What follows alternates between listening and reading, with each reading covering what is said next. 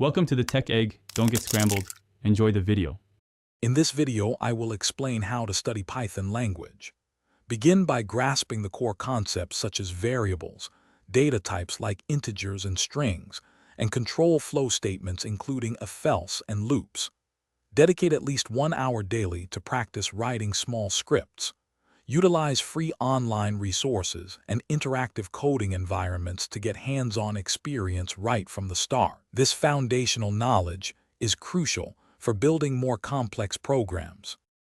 Next, delve deeper into Python's core. Master functions to organize your code and understand how to use modules for extended functionality. Explore object-oriented programming, including classes and objects, which are vital for larger projects. Spend at least 2 hours weekly on coding challenges to reinforce these concepts. Familiarize yourself with essential data structures like lists, dictionaries, and sets, as they are fundamental for efficient data handling. Now it's time to apply what you've learned. Start building small, personal projects, perhaps a simple calculator or a text-based game. This hands-on experience is invaluable. Consider contributing to open-source projects. Even minor contributions can significantly boost your skills and understanding. Aim to complete one small project every 2 to 3 weeks. Collaborating with other Python learners can also provide new perspectives and improve your problem-solving abilities.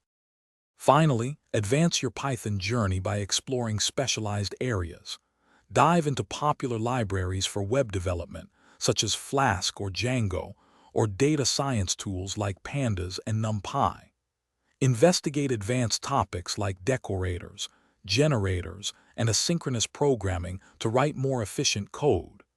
Dedicate at least 30 minutes daily to reading articles and documentation. Continuous learning and staying updated with new Python versions and libraries are key to long-term success. Thanks for watching. Consider subscribing if I helped unscramble your problems.